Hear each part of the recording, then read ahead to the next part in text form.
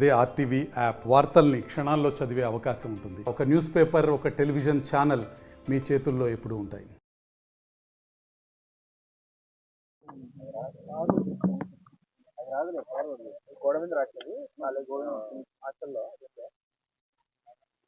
ఎందుకు జరుగుతుందో తెలియదు. మీరు బ్రదర్, వాళ్ళ సొంత బ్రదరా? సొంత బ్రదర్. మీ పేరు? అఖిల్. అఖిల్. ఈ అబ్బాయి చిన్న అబ్బాయా? ఇది ఇప్పుడే కాదు, రిపీటెడ్గా జరుగుతుంది. అది 1-2 years దగ్గర అవుతుంది. మ్యాక్సిమం వార్డెన్స్తో మాట్లాడిస్తారు అంతే. వార్డెన్స్కి మించి ఎవరు మాట్లాడరు. మీకి మా వార్డెన్స్ వాళ్ళు డిఎస్పీ వచ్చినా వార్డెనే మాట్లాడతారు. అంతా మొత్తం జరిగితే ఓన్లీ వార్డెన్తో మాట్లాడిస్తాను. వార్డెన్తో మాట్లాడాలి. పేరెంట్స్ ఇంత జరిగితే ఇన్సిడెంట్. ఇంకొకటి పేరెంట్స్ డిఎస్పీ కూడా వార్డెన్తో మాట్లాడినాడు. వాళ్ళు వచ్చేసి 1,50,000 హాస్టల్కి తీసుకుంటారు అనమాట. 5th floor లో లాక్ లేదు. అదే లాక్ ఉంటే పైకి పోయి దూకి చచ్చిపోయేవాడు కదా. వాళ్ళని లాక్ లేదు కదా, ఏమని అడుగుతా ఉంటే వర్క్ జరుగుతూ ఉంది. అది వేసి ఉంటే పైకి తీసుకోవడం కాదు కదా, అదే బాల్కనీకి వెళ్ళేవాడు, 5th floor వెళ్ళేవాడు కాదు కదా.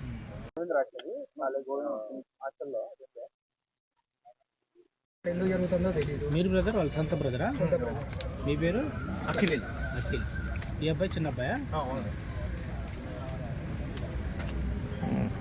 ఇది ఇప్పుడే కాదు, రిపీటెడ్గా జరుగుతుంది. అది 1-2 years దగ్గర అవుతుంది. మ్యాక్సిమం వార్డెన్స్తో మాట్లాడిస్తారు అంతే. వార్డెన్స్కి మించి ఎవరు మాట్లాడరు.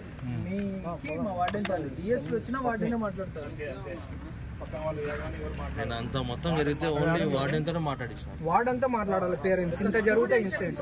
ఇంకొకటి పేరెంట్స్ డిఎస్పీ కూడా వార్డెన్తో మాట్లాడినాడు. వాళ్ళు వచ్చేసి 1,50,000 హాస్టల్కి తీసుకుంటారు అనమాట. 5th floor లో లాక్ లేదు. అదే లాక్ ఉంటే పైకి పోయి దూకి చచ్చిపోయేవాడు కదా. వాళ్ళని లాక్ లేదు కదా, ఏమని అడుగుతా ఉంటే వర్క్ జరుగుతూ ఉంది.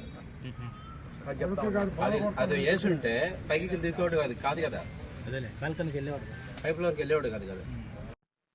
మా అబ్బాయి బీడిఎస్ ఈ ఎంబీబీఎస్తో వాళ్ళందరితో కలిసే ఉండేవాడు అనమాట.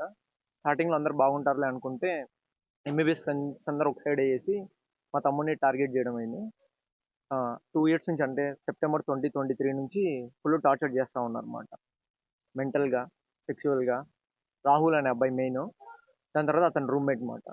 నిన్న కూడా ఫోన్ చేశాడు, టికెట్ బుక్ చేయి, బుధవారం ఊరికి వస్తాను, August 15 హాలిడే కదా వస్తా అనేసి. అంతా బాగా మాట్లాడాడు. నిన్న రాహుల్ అనే అబ్బాయి 8 నుంచి 10 దాకా మా తమ్ముడు రూమ్లోనే ఉన్నాడంట.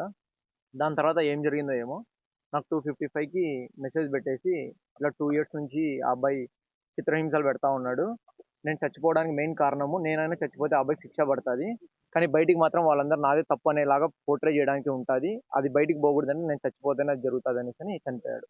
5th floor నుంచి దూకి చనిపోయాడు.